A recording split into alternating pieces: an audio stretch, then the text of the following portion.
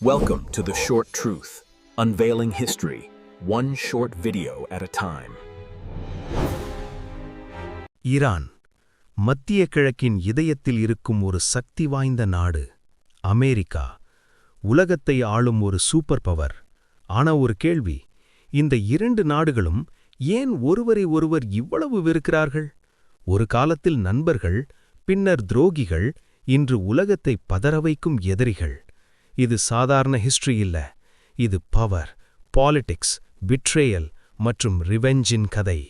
இந்த வீடியோ முடியும்போது உங்களுக்கு ஒரு உண்மை தெரியும். இந்த கான்ஃப்ளிக்டை ஆரம்பித்தது யார்? 20ஆம் நூற்றாண்டு ஆரம்பத்தில் ஈரான் ஒரு சாதாரண நாடு இல்லை. அது உலகத்தின் கண்களில் விழுந்தது. ஏன் தெரியுமா? எண்ணெய். ஆம், எண்ணெய். அந்த நேரத்தில் உலக நாடுகளெல்லாம் ஒரு விஷயத்தை கவனித்துக் கொண்டிருந்தன. எண்ணெய் இருக்கும் நாடு உலகத்தை கண்ட்ரோல் பண்ணும். அந்த நேரத்தில் ஈரானில் ஆட்சி செய்தவர் முகமது ரிசா பஹ்லவி. அவர் அமெரிக்காவை நம்பினார். அமெரிக்காவும் அவரை சப்போர்ட் பண்ணியது. இரண்டு நாடுகளும் நண்பர்களாக இருந்தன. ஆனா இந்த ஃப்ரெண்ட்ஷிப் நீண்ட நாள் நிலைக்கவில்லை. இது ஒரு சாதாரண வருடமில்லை. இது ஈரான் வரலாற்றின் டார்க்கஸ்ட் சாப்டர். அந்த நேரத்தில் பிரைம் மினிஸ்டர் முகமது மோசதக் அவர் ஒரு போல்டு டிசிஷன் எடுத்தார். ஈரானின் எண்ணெய் ஈரானுக்கே சொந்தம். அவர் ஃபாரின் கம்பெனிஸை வெளியேற்றினார். இதை கேட்ட அமெரிக்கா அமைதியாக இருக்கவில்லை. ஒரு சீக்ரெட் ஆபரேஷன் ஆரம்பித்தது. அது 1953 ஈரானியன் கூப் டெட்டா. ஒரு நாட்டின் அரசை வெளிநாட்டு பவர் மாற்றியது.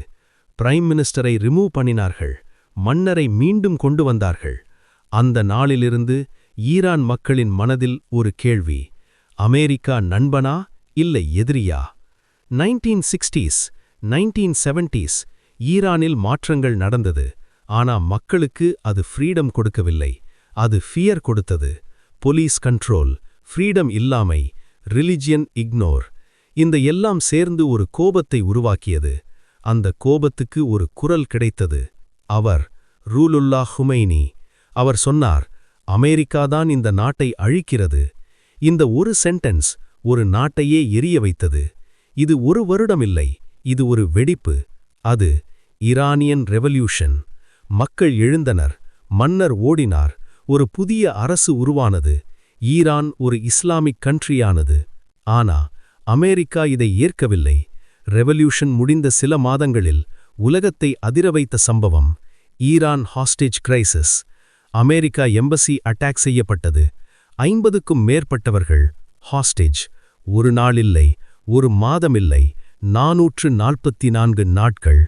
444 நாட்கள்.